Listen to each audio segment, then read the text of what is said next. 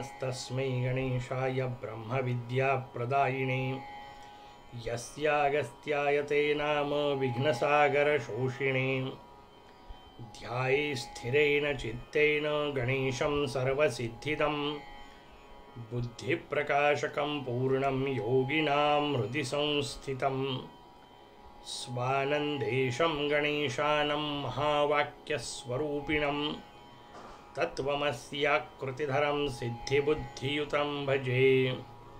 जय गजानन. आपण अथर्व होण्याची प्रक्रिया पाहतोय. त्यासाठी मोरयाला शरण जातोय. आतल्या मोरयाला जाणून घेतोय. त्वमेव केवलम कर्तासी, त्वमेव केवलम हर्तासी, त्वमेव केवलम धर्तासी इत्यादी स्वरूपात आपण त्याला समजून घेतलं. हे सगळं समजून घेतल्यानंतर मोरयाला प्रार्थना केली, अवत्वम माम, तू मला सांभाळ, तू मला वाचव. कशापासून वाचव? मला अथर्व होण्याच्या मध्ये येणाऱ्या सगळ्या अडचणींपासून वाचव.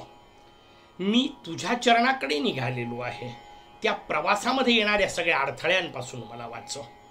मला तुझ्यापर्यंत पोहोचण्यासाठी जी जी काही संबंधित समस्या येतील त्यापासून वाचव. माझ्या अथर्वतेच्या मध्ये येणाऱ्या, मला पशुत्वाकडे नेणाऱ्या ज्या गोष्टी आहेत त्याच्यापासून मला वाचव. आता पुढची प्रार्थना करतायत भगवान गणकाचार्य स्वामी महाराज. आपल्याला समोर म्हणतायत अवत्वम माम म्हटलं.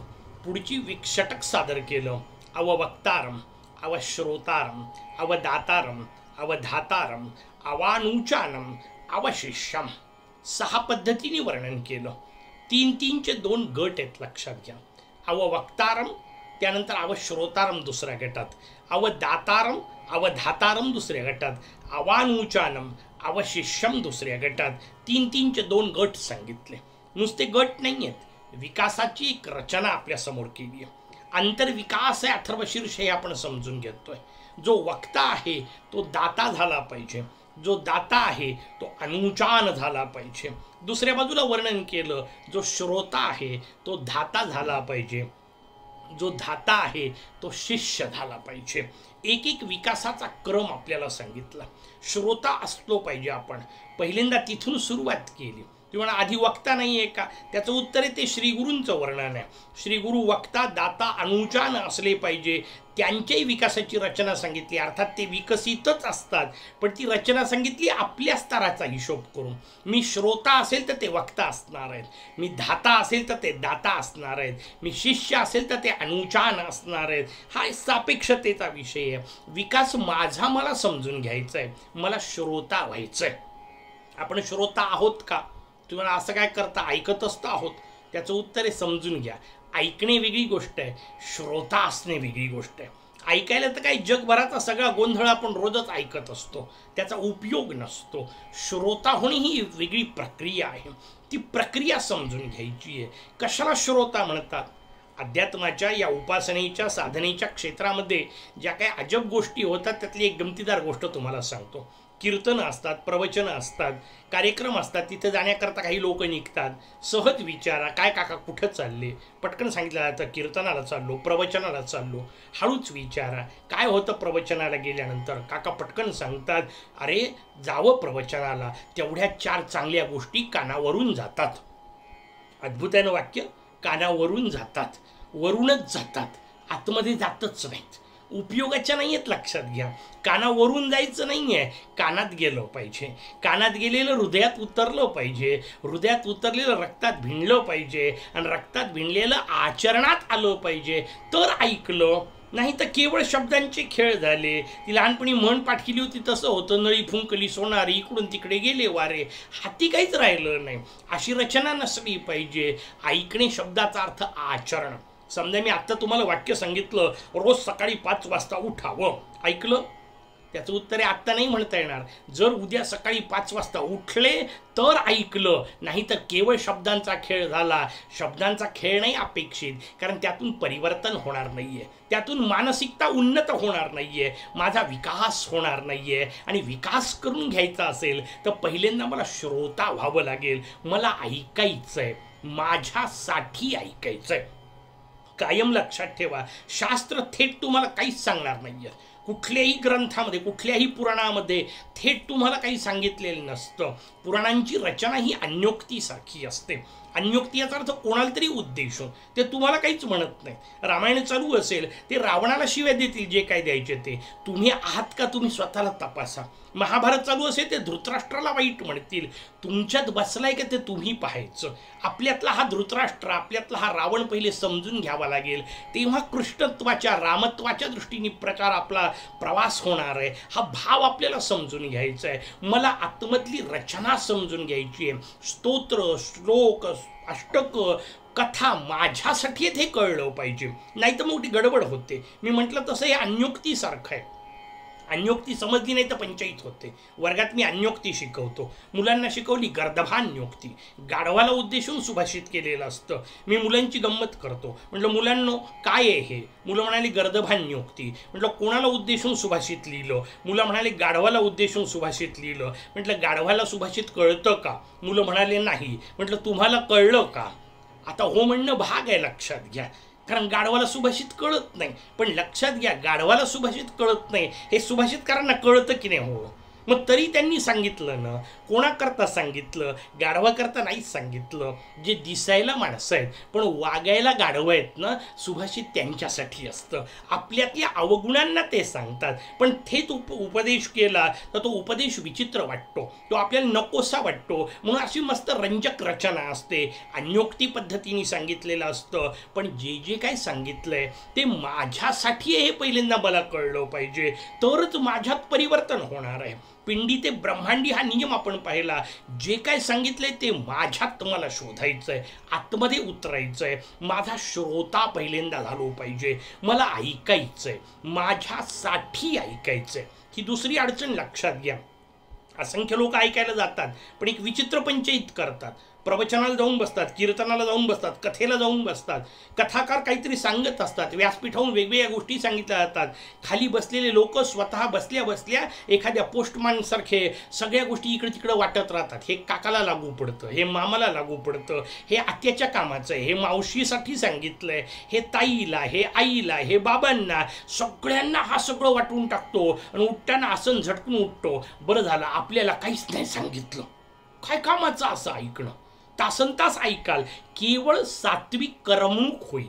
सात्विक करमणूक नाही करायची आहे, स्वतःचा विकास करायचा आहे, चिंतन करायचं आहे, मनन करायचं आहे, निधी ध्यासनापर्यंत पोहोचायचं आहे. मग ही रचना आपल्याला कळली पाहिजे. पहिल्यांदा हे सूत्र कळलं पाहिजे, सगळं माझ्यासाठी आहे. मग सगळं माझ्यासाठी असेल तर मी श्रोता असलो पाहिजे. याचा अर्थ मी व्यवस्थित ऐकलं पाहिजे, जे सांगायचे तेच ऐकलं पाहिजे. मला वाटतं ते नाही. आपली अडचण पुन्हा ती असते, लक्षात घ्या. काय होतं, व्यासपीठाहून एखादी गोष्ट सांगितली आणि ती गोष्ट जर तुम्ही करत असाल तर तुम्ही पटकन म्हणता बरोबर आहे ते सांगणेवाले, आम्ही नेहमी असंच करतो, ही गोष्ट बरोबर आहे.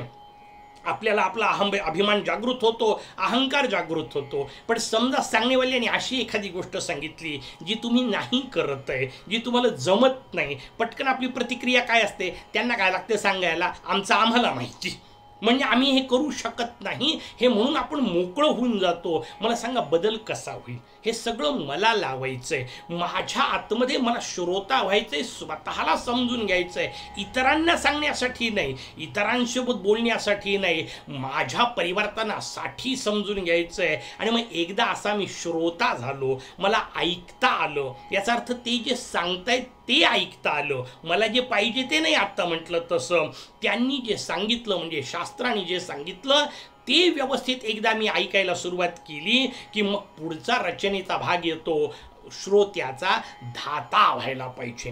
केव्हा होईल, जेव्हा वक्त्याचा दाता होईल. आता रचना मागची समजून घेऊ. वक्ता असतात, बोलणेवाले बोलतात, खूप सुंदर बोलतात, कमालीचं अप्रतिम असतं, सुंदर गाणे गायल्या जातात, सुंदर शब्दांचे फुलोरे मांडल्या जातात, तासन तास कार्यक्रम होतात. घरी गेल्यानंतर अशा एखाद्या कार्यक्रमाला जाऊन बसलेल्याला विचारा नेमकं काय सांगितलं, तो म्हणतो तेवढं विचारू नको, कार्यक्रम खूप सुंदर झाला. काय कामाचा. सांगता आलं पाहिजे. सांगता केव्हा येईल, जेव्हा समजलेलं असेल. लक्षात घ्या, आपल्याकडे श्रवणम पहिला हिशोब सांगितला, दुसरी वक्ती सांगितली कीर्तनम. ऐकलं चांगलं केव्हा समजाल, जेव्हा तुम्हाला बोलता येईल, जेव्हा ते व्यक्त करता येईल, जेव्हा आतमध्ये शांतपणे बसलेलं असेल ऐकलेलं, तेव्हाच बोलता येतं. नाही तर नुसतीच तपची अवस्था निर्माण होते. आपली आतमधली भूमिका स्वच्छ बसलेली असते, तेव्हाच कीर्तन नावाची गोष्ट होते. श्रवण चांगलं झालं केव्हा समजायचं, जेव्हा कीर्तन करता येईल, बोलता येईल, व्यक्त करता येईल, तेव्हाच समजलं. नाही तर समजलेलंच नाही. स्वतःलाच समजलं नसेल तर इतरांना काय समजावून सांगणार. ही भूमिका समजून घ्या. वक्ते अनेक जण असतात, तासन तास बोलतात. मी आता म्हटलं तसं उपयोगाचं नाहीये नुसतं, तो दाता असला पाहिजे. म्हणजे काय, त्याचं उत्तर त्यातून असं काहीतरी मिळालं पाहिजे की जे ऐकल्यानंतर मला कालपर्यंत माहीत नसलेली माझ्या विकासाची एखादी किल्ली हाती लागेल, मला स्वतःला विकसित करता येईल असं काहीतरी सूत्र मिळालं पाहिजे, मला चिंतनाला काहीतरी मुद्दे मिळाले पाहिजे, तर त्याचा उपयोग आहे. नाही तर नुसतं शाब्दिक खेळ जो आहे तो कामाचा नाही. म्हणून वक्ता असला पाहिजे. वक्त्याच्या पुढे जाऊन शब्द वापरला, वक्ता दाता झाला पाहिजे. अव वक्तारम अव दातारम, तो दाता असला पाहिजे. त्यांनी काहीतरी दिलं पाहिजे, पण काहीतरी याचा अर्थ काहीतरीच नाही, तोही भाव समजून घेतला पाहिजे. काय दिलं पाहिजे. मग तिसरा विकासाचा स्तर वक्त्याच्या बाबतीतला सांगितला, अनुचानम. आता तो अनु म्हणजे मागोमाग, उचान म्हणजे बोलणारा असला पाहिजे. कशाच्या मागोमाग बोलायचंय, कशाच्याही नाही, शास्त्राच्या. कशाच्या मागोमाग बोलायचंय, ग्रंथांच्या, उपनिषदाच्या. आपल्या बाबतीत विचार करता अथर्व शीर्षाच्या. बोलणेवाला काय बोलला पाहिजे, त्याचं उत्तर आहे फक्त अथर्व शीर्षच बोलला पाहिजे. ठीक आहे, उदाहरणाकरता समजून घेण्याकरता वेगवेगळ्या रचना सांगितल्या, काही दृष्टांत सांगितले, काही उपमा सांगितल्या, काही कथा सांगितल्या, पण त्या अथर्व शीर्षाला धरून असल्या पाहिजे. त्यातून अथर्वतेपर्यंत पोहोचण्याचा मार्ग मिळाला पाहिजे. म्हणून अनुचान असला पाहिजे. आणि काय सुंदर रचना आहे, लक्षात घ्या. आपल्याकडे अद्वितीय ग्रंथ आहे भारतीय संस्कृतीचा, भागवत महापुराण. भागवत सांगणाऱ्या ऋषींचं नाव शुकाचार्य आहे. काय सुंदर शब्द आहे, शुक. शुक म्हणजे पोपट. पोपटासारखा गोड असला पाहिजे वक्ता. ऐकत राहावंसं वाटलं पाहिजे, पण नुसतंच ऐकत राहावंसं असं वाटलं पाहिजे असं नाही. पोपट बोलतो. काय बोलतो, जे त्याच्या मालकाने शिकवलं असेल तेच बोलतो. शुकाचार्य बोलतायत. काय बोलतायत, जे भगवान वेदव्यासांनी सांगितलं तेच बोलतायत. म्हणून सगळीकडे असलेला तो संवाद आपल्याला समजून घ्यायचा आहे. सूत बोलतायत. सगळ्या पुराणांमध्ये असलेला संवाद सूत. जसं एका बाजूला शुक सांगितले, ते प्रत्यक्ष चिरंजीव आहेत व्यासांचे. दुसरे सूत सांगितले. सूत हे त्यांचे शिष्य आहेत. शिष्याच्याही दृष्टीने परंपरा पुढे चालते. जशी पुत्रांनी चालते तशी शिष्यानी चालणारी परंपरा. आणि सूत शब्दाचा अर्थ दोन्हीकडे आहे, मजेदार. सूत शब्दाचा एक अर्थ सारथी असा असतो, तो श्रोत्यांना, ऐकणेवाल्यांना नेणारा असला पाहिजे भगवंताच्या दिशेने. सूत शब्दाचा दुसरा अर्थ धागा असा असतो. सूत शब्दाचा अर्थ मुलगा असा असतो. रस्व केला की पुन्हा अर्थ बदलणार. मुलगा असला पाहिजे श्री गुरूंचा. सूत म्हणजे सारथी असला पाहिजे, श्रोत्यांना भगवंतापर्यंत नेणारा. आणि सूत म्हणजे धागा असला पाहिजे गुरूंनी सांगितलेल्या वचनाचा. जे गुरु सांगतायत, जे शास्त्र सांगतंय, जे उपनिषद सांगतंय तेच सांगितलं पाहिजे. माझ्या मनातली बडबड नाही करायची, मला वाटेल ते सांगायचं नाहीये, माझं पांडित्य दाखवण्यासाठी नाहीये. कारण मी नुसता दाता नाही व्हायचंय. माझा दाता होताना माझा शिष्य धाता झाला पाहिजे. माझा श्रोता म्हणून पहिल्यांदा, श्रोता हा धाता झाला पाहिजे. धारण शब्द आहे त्याच्यात. धारण शब्दाचा अर्थ आहे धरून ठेवणे. आणि धरून ठेवणे या शब्दाचा अर्थ केवळ पाठांतर करणे नाही, योग्य वेळी वापर करणे. मोठी अडचण असते, लक्षात घ्या. महाभारतामधलं एक अजब पात्र आहे, त्याला कर्ण असं म्हणतात. या कर्णाला एक विचित्र शाप होता. वास्तविक जेवढ्या विद्या अर्जुनाजवळ होत्या तेवढ्याच विद्या कर्णाजवळही होत्या. एक पाशुपतास्त्राचा अपवाद सोडला तर बाकी सगळ्या विद्या कर्णाजवळ होत्या. पण कर्णाची मोठी अडचण होती, कर्णाला शाप होता. कोणता माहितीये? कर्णाला शाप होता, वेळेवर तुला यातलं काहीही आठवणार नाही. किती अजब शाप आहे. काय उपयोग आहे अशा विद्यांचा? कारण ह्या विद्या कोणत्याच कामाच्या नाहीत. जेव्हा तुझ्यावर खरी बिकट परिस्थिती येईल तेव्हा तुला यातलं काहीही कामी पडणार नाही, असा शाप आहे. कोणाला? कर्णाला. 5000 वर्षापूर्वीची एक कथा नुसती नसते ऐकायची, आपल्याला लावून घ्यायचंय ना. सूत्र समजून घ्या आता मजेदार. आपल्याजवळ कर्ण आहे. कुठं आहे? त्याचं उत्तर हे काय, याला कर्णच म्हणतात. कान म्हणतात मराठीमध्ये, संस्कृतमध्ये त्यालाही कर्ण शब्द आहे. या कर्णाला शाप आहे. कोणता? जे काय ऐकलंय ते वेळेवर तुझ्या कामी पडणार नाही. आहे की नाही परिस्थिती मजेदार? अशीच परिस्थिती आहे, लक्षात घ्या. आपण सगळ्यांनी ऐकलेलं आहे की सगळ्या गोष्टी नश्वर आहेत. आपण सगळ्यांनी ऐकलंय जन्माला आलेला माणूस मरतच असतो. आपण सगळ्यांनी ऐकलंय या विश्वामध्ये परिवर्तन हे घडतच असतं. पण मला सांगा, एखाद्याच्या घरात एखादा मृत्यू झाला की घरातले सगळे धाय मोकळून रडतात की नाही? या सगळ्यांनी ऐकलं होतं की नाही? हे सगळे कीर्तनाला गेले होते, हे सगळे प्रवचनाला बसले होते, तासन तास ऐकलं होतं. या सगळ्यांना माहिती आहे जन्माला आलेल्या प्रत्येकाला मरावंच लागतं. पण तरी घरात एखादा मृत्यू झाला की यांचा कर्ण जागा होतो आणि यांना शाप मिळतो. जे सगळं ऐकलंय ते तुझ्या काही कामी पडणार नाही. हा रडत असतो. बरं, मोठी अजब रचना आहे, लक्षात घ्या. दोन व्यक्ती आहेत समजा आजूबाजूला, अ आणि ब असं समजू. या अच्या घरी समजा एखादी अशी दुर्घटना घडली, अच्या घरातली एखादी व्यक्ती गेली, तो अ रडत असतो, तो ब त्याच्याकडे येतो, तो त्याला समजावून सांगतो, बाबा रे हे होतच असतं, परिवर्तन जगाचा नियम आहे, प्रत्येकाला मरावंच लागतं, सगळं समजून सांगतो. तो ब त्याला, तो अ ऐकत असतो. त्या अला ऐकण्याशिवाय सध्या पर्याय नाही. त्यांनी सगळं ऐकलं, बनी सगळं समजावून सांगितलं. काही दिवस जातात, बच्या घरी एखादी दुर्घटना घडते. आता मला सांगा, ज्या बनी अला सगळं समजावून सांगितलं होतं त्याला समजलेलं असायला पाहिजे की नाही? पण आता तो रडत असतो आणि गमतीची गोष्ट, काल रडणारा अ त्याला समजावून सांगत असतो, बाबा रे असं होतच असतं, सगळे मरतच असतात. काय अद्भुत खेळ आहे, मोठी मजेदार रचना आहे, लक्षात घ्या. याचा अर्थ आपण जे काय ऐकलंय ते आपण दुसऱ्यांनाच सांगतोय. आपल्याला स्वतःला कुठं समजलंय, आपल्या आतमध्ये कुठं उतरलंय, आपल्याला कुठे कळलंय, आपल्याला कळलं पाहिजे. माझा श्रोता धाता झाला पाहिजे. याचा अर्थ जेव्हा बिकट परिस्थिती माझ्यावर येईल तेव्हा ते ज्ञान मला कामी आलं पाहिजे. जेव्हा विपरीत परिस्थिती माझ्या समोर येईल तेव्हा उपाय रूपात ते ज्ञान असलं पाहिजे. आणि बिकट परिस्थिती कोणती आहे? थर्वता हीच बिकट परिस्थिती आहे. त्या थर्वतेला सामोरं जाताना मला अथर्व शीर्ष आठवलं पाहिजे. म्हणजे मग मी धाता झालो, मी ते स्मरण राहिलं पाहिजे, सतत अंतरंगी असलं पाहिजे. केव्हा आठवेल? त्याचं उत्तर जेव्हा सतत त्याचं चिंतन करत राहिलं, मग आपोआप तेच आतून येणार आहे. कायम लक्षात घ्या, आतून आलं पाहिजे. आणि काय सुंदर रचना आहे तुमच्या माझ्या शास्त्राने. ज्या शास्त्राच्या भरोशावर आपण गणपत्य संप्रदाय सगळा तत्वज्ञान मांडतं त्या ग्रंथाला मुद्गल पुराण असं म्हणतात. काय सुंदर शब्द आहे, मुद्गल. मुद शब्दाचा अर्थ आहे आनंद, गल म्हणजे ओसंडून वाहणे. ज्याच्या प्रत्येक कृतीतून आनंद ओसंडून वाहतो त्याला मुद्गल असं म्हणतात. महर्षी मुद्गलांनी सांगितलेलं सूत्र आहे, आतून आनंद आला पाहिजे. येतो का आपल्या? का येत नाही? त्याचं उत्तर आहे, आतमध्ये भरला कुठं आहे. समजून घ्या मजेदार रचना. एखादं पाण्याचं भांडं असतं, धक्का लागतो, पाणी बाहेर येतं. दूध भरलेलं भांडं असतं, धक्का लागतो, दूध बाहेर येतं. एखाद्या तेलाची बरणी असेल, धक्का लागला, तेल बाहेर येतं. थोडंसं चिंतन करा, आपल्याला कोणाचा धक्का लागला, बाहेर काय येतं? आणि मग लक्षात घ्या, जर बाहेर शिव्याच येत असतील तर याचा अर्थ आतमध्ये काय भरलंय हे तपासून घ्यायला नको का? तपासता आलं पाहिजे. धाता आपण होत नाही का? कारण आतमध्ये शिव्याच भरल्या आहेत. त्या आतमधल्या शिव्या काढून टाकावं लागणार आहे. आतमध्ये अथर्व शीर्ष भरावं लागणार आहे. आतमध्ये गजानन गजानन गजानन भरावं लागणार आहे. मग धक्का जरी लागला तरी माझ्या मुखातून गजानन निघालं पाहिजे. सहज जरी बोलायचं काम पडलं तरी मुखातून अथर्व शीर्षाचं निरूपण आलं पाहिजे. ही रचना समजून घ्या.